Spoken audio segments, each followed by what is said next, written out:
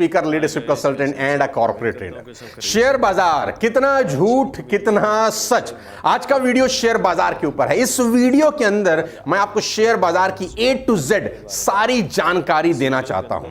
आज का topic hot है, पूरा हिंदुस्तान आज इसके बारे में बात कर रहा है। अगर आप ये वीडियो देख रहे हैं तो उसका बड़ा सीधा सा मतलब है कि या तो आप पहले से शेयर बाजार में हैं या शेयर बाजार में उतरने का इरादा रखते हैं। मेरे अनुभव में ज्यादातर लोग शेयर बाजार में जब उतरते हैं तो उनके मन में शेख चिल्ली के बड़े सपने होते हैं। वे 5,000 रुपए लगाकर करोड़पति बनना चाहते हैं। यह वीडियो उन लोगों के लिए बिल्कुल नहीं है जो शेयर मार्केट को लॉटरी की तरह देखते हैं और रात ही रात में राजा बाबू बनना चाहते हैं। यह वीडियो उन लोगों के लिए है जो अपनी खून पसीने की कमाई को इन्वेस्ट करना चाहते हैं और हर साल 15 से 20% तक कमाना चाहते हैं। साथियों, मैं आपको बता देना चाहता हूं कि भारत में मात्र 4% लोग, सिर्फ 4% लोग ऐसे हैं जो शेयर बाजार में इन्वेस्ट करते हैं। डर लगता है लोगों को, शेयर बाजार में घुसने में डर लगता है। 20 साल के अपने कॉर्पोरेट लाइफस्टाइल के अंदर मैंने कोई रईस आदमी आज तक नहीं देखा जिसको कभी ना कभी पैसे का नुकसान ना हुआ हो। हर बड़ा आदमी, हर रिच आदमी, हर सक्सेसफुल आदमी को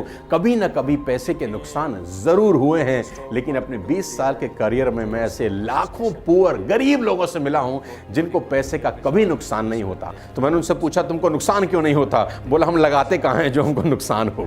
भारत में 4% लोग सिर्फ शेयर मार्केट में इन्वेस्ट करते हैं और अमेरिका में यह आंकड़ा 50% से ज्यादा का है। भारत में सही मायने में शुरुआत भर है। दोस्तों, मैं आपको बता दूं बहुत गर्व के साथ कि भारत की इक्विटी मार्केट आज दुनिया में 6ठे नंबर पे है। जी हां, आपने ठीक सुना, भारत की इक्विटी मार्केट आज दुनिया में 6ठे नंबर पे है। यूएस, चाइना, जापान, हांगकांग और यूके के बाद भारत सबसे बड़ा बाजार है। और मेरा यह मानना है कि हर व्यक्ति में इतनी बुद्धि तो जरूर होती है कि वो शेयर बाजार में सफल हो सके। मेरी नजर में अगर आपने 10वीं क्लास की मैथ्स की परीक्षा पास की है तो आप ये काम आसानी से कर सकते हैं। आज के इस वीडियो में पूरी जानकारी दूंगा आपको शेयर बाजार की। सबसे पहले समझाऊंगा शेयर बाजार और ट्रेडिंग के बारे में, होता क्या है। बहुत आसान भाषा में, साधारण लैंग्वेज में आपको शेयर बाजार का पूरा खाका समझा दूंगा। आज शेयर बाजार में उन कंपनियों के शेयर खरीदे और बेचे जाते हैं जो स्टॉक एक्सचेंज में लिस्टेड हैं। भारत में 2 तरह के स्टॉक एक्सचेंज है। सिंपल है, बीएसई जिसको बॉम्बे स्टॉक एक्सचेंज बोलते हैं,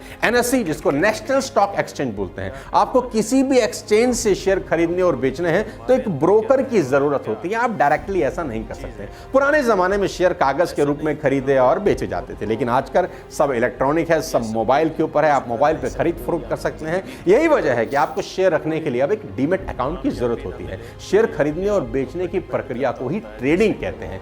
साथियों, ट्रेडिंग बेसिकली 2 तरह की होती है। सिंपल है, 2 तरह की ट्रेडिंग। पहली डे ट्रेडिंग, दूसरी डिलीवरी बेस्ड ट्रेडिंग। अब ये क्या बला है? डे ट्रेडिंग में आप शेयर जिस दिन खरीदते हैं उसी दिन शाम को बेच देते हैं, चाहे फायदा हो या नुकसान, उसी दिन हिसाब किताब बराबर। और दूसरी तरफ डिलीवरी बेस्ड ट्रेडिंग, ये मेरे दिल के बहुत करीब है। इसमें आप शेयर खरीद कर अपने पास रखते हैं, पेशेंस रखते हैं और भाव बढ़ने का इंतजार करते हैं। दोनों की तरह की ट्रेडिंग में सक्सेस प्रिंसिपल बिल्कुल जुदा हैं, अलग होते हैं। डे ट्रेडिंग में न्यूज और अफवाहों का बहुत बड़ा रोल होता है।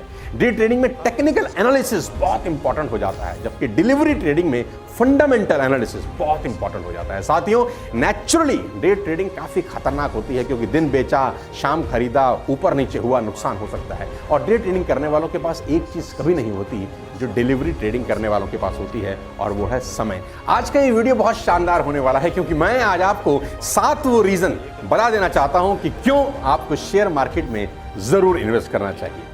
उससे पहले मैं आपको ये बताऊं कि आज से ठीक 1 महीना पहले ऐसे ही शेयर बाजार के एक शानदार प्रोग्राम का मैं हिस्सा था, invest wise, learn, earn and grow. CNBC channel का ये इवेंट जिसके लिए मैं मुंबई स्टूडियो में था, वहां मेरी मुलाकात इस मार्केट के एक दिग्गज खिलाड़ी विशाल मलखान जी से हुई, जो ट्रेडिंग के और इन्वेस्टिंग के किंग कहे जाते हैं।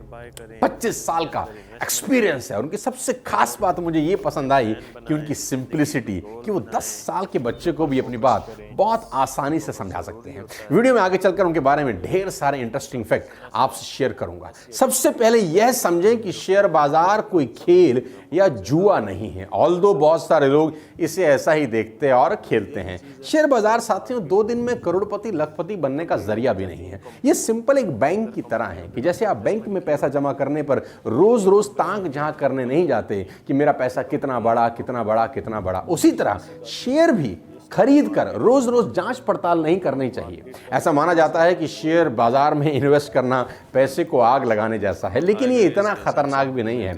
हाँ, ये हालांकि ये सही है कि कुछ लोगों ने इसे बदनाम किया है, जैसे हर्षद मेहता और केतन पारी। क्यों आज शेयर बाजार सबसे बेस्ट इन्वेस्टमेंट अपॉर्चुनिटी है? कुछ कारण है, 7 प्रमुख कारण आज मैं आपको बता देना चाहता हूं। सबसे पहले, लो सेविंग इंटरेस्ट रेट। आज की डेट में आप जानते हैं कि बैंक का rate of interest saving bank account का 4%, 3.5%। अगर आप एफडी कराते हैं 6%, लेकिन 6% मिलता नहीं है। 1 साल के बाद जब आपकी एफडी मैच्योर होती है, फिक्स डिपॉजिट मैच्योर होता है, तो 30% उसमें से टीडीएस कट जाता है। यानी जमा घटा करें तो टोटल आपकी इन्वेस्टमेंट पे आपको 4% रिटर्न मिलता है। और अगर इन्फ्लेशन 8.5 से 9% की दर पर है, तो आप जानते हैं कि आपका सेविंग बैंक में रखा गया पैसा हर साल 5% कम हो रहा है। तो बेस्ट अपॉर्चुनिटी है कि अगर आपके पास कम पैसा भी है, 10,000, 20,000, 50,000 रुपया, तो ये पैसा एक ही जगह बेस्ट तरीके से इन्वेस्ट हो सकता है, और वो है शेयर बाजार।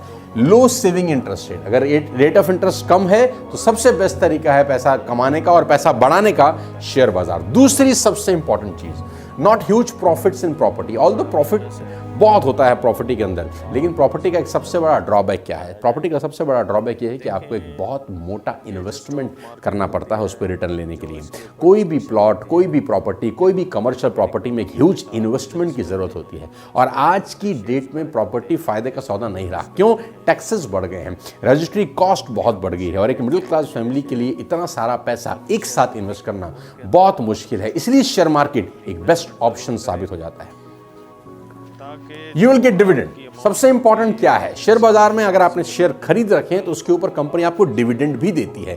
यानी आम के आम गुठलियों के भी दाम। आपका पैसा सुरक्षित भी है, बढ़ भी रहा है, और साथ साथ आपको हर साल डिविडेंड मिल रहा है। और डिविडेंड में सबसे अच्छी बात यह है टैक्स फ्री है, क्योंकि टैक्स पे करती है वो कंपनी जिसके शेयर आपने बाय कर रखे हैं। चौथी सबसे इंपॉर्टेंट चीज, gold buying is outdated now. वो जमाने चले गए जहां लोग गोल्ड में बाय करते थे, गोल्ड खरीदते थे, रखते थे। आज की डेट में सोना सिर्फ बैंक लॉकरों की शोभा बढ़ा रहा है, और आज के माहौल में महिलाएं बाहर सोना पहन के असुरक्षित महसूस करती हैं, और मिलावट की समस्या वैसी की वैसी ही है।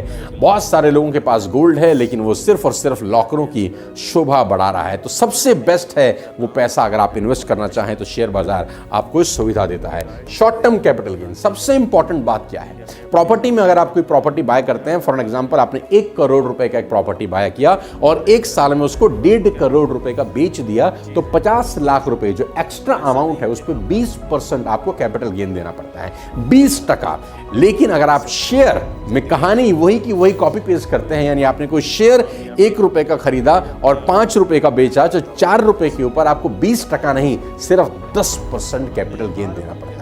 जहां प्रॉपर्टी में 20% है, वहां शेयर बाजार में शेयर के ऊपर 10% सिर्फ आपको टैक्स देना पड़ता है। शेयर बाजार का सबसे ज्यादा इंपॉर्टेंट चीज क्या है? अगर आप पीपीएफ और जीपीएफ में भी इन्वेस्ट करते हैं, नॉर्मल लोग, बहुत सारे पुराने ढर्रे के लोग हैं जो पीपीएफ में पैसा लगा रहे हैं या जीपीएफ में पैसा लगा रहे हैं, फाइनली वो सारा पैसा घूम फिर के शेयर बाजार में ही लग जाता है। और शेयर बाजार में पैसा लगाने का सबसे सुखद चीज जानते हैं क्या है? सबसे आखिरी में, price rise of share is the best advantage. Dividend तो एक बहुत छोटी चीज है, असली मजा तो शेयर के भाव बढ़ने में है। मैं आपको एक छोटा सा उदाहरण देके इसको समझा देना चाहता हूं। मान लेते हैं आप 2010 में आपने एक स्टॉक खरीदा नेस्ले। एग्जांपल देता हूं मैं आपको। मान लेते हैं आपने 2010 में एक स्टॉक खरीदा नेस्ले। आपको शेयर बाजार का शौक है, आपने नेस्ले खरीदा, आपके पास 1 लाख रुपए टोटल है। शेयर प्राइस है 2500 रुपए के आसपास। नेस्ले का शेयर प्राइस है 2500 रुपए और आपने 1 लाख रुपया टोटल लगाया। इस हिसाब से आपको 40 शेयर मिल गए नेस्ले के, राइट? आपको 40 शेयर मिल गए। आज 2022 में नेस्ले का शेयर प्राइस है 18,000 रुपए। Today the share price is 18,000 rupees. यानी जो 1 लाख रुपए आपने लगाया था, आज वो करीब 7.5 से 8 लाख रुपए हो गया है। यानी आपकी इन्वेस्टमेंट करीब 8 गुना हो गई। पिछले 12 साल में अप्रॉक्सीमेटली 15 से 17% का रिटर्न आपको देता है। वहीं सेविंग में आपका रिटर्न मात्र 3 से 4% था। दूसरा एग्जाम्पल देता हूं। मान लेते हैं एक कंपनी है जिसका नाम है ब्रिटानिया। ब्रिटानिया का स्टॉक आपने 2010 में खरीदा, 157 रुपए का स्टॉक था, 157 रुपीज, 157 रुपए का शेयर प्राइस था और आपने 1 लाख रुपए इन्वेस्ट किए। 1 लाख रुपए इन्वेस्ट करके अगर 157 रुपए का शेयर है तो करीब करीब 600 शेयर आपके नसीब में आए, 600 शेयर आपकी झोली में आए। आज वही शेयर ब्रिटानिया का 3700 रुपए का है, जो कि करीब करीब 157 का था। 157 का प्रोडक्ट आज 3700 रुपए का हो गया, यानी आज आपका जो 1 लाख रुपए की वैल्यू थी वो करीब करीब 23 लाख रुपए में कन्वर्ट होगी। 23 लाख रुपीज। आप समझ सकते हैं कि 1 लाख का 23 लाख हो जाना पिछले 12 साल में 23 गुना है। साल का करीब करीब 15 से 20% की रिटर्न है। आंकड़े साथियों तेजी से बदलते जा रहे हैं, बहुत तेजी से आंकड़े बदल रहे हैं। 2022 में करीब करीब 10 करोड़ भारतीयों ने अपना पैसा शेयर बाजार में लगाना शुरू किया। इन्वेस्टमेंट एक अपॉर्चुनिटी है और आज की डेट में हिंदुस्तान में बहुत सारे लोग इस शेयर बाजार के अंदर अपने पैसे को इन्वेस्ट करते जा रहे हैं। इस वीडियो के अगले बड़े इंटरेस्टिंग पार्ट में मैं आपको लेकर चलना चाहता हूं और आपको बता देना चाहता हूं कि शेयर बाजार के उठने और गिरने के क्या कारण हैं। अखबार में खबर छपी, शेयर बाजार गिरा या उछला। आखिर क्यों गिरता है और क्यों उठता है? अगर लोगों में खरीदने की प्रबल इच्छा होती है तो बाजार उठ जाते हैं और बेचने की इच्छा होती है तो बाजार गिर जाते हैं। सिंपल फंडामेंटल है। वैसे तो बाजार के उठने और गिरने के कई कारण हो सकते हैं, लेकिन दोस्तों सबसे बड़ा रीजन क्या होता है जानते हैं?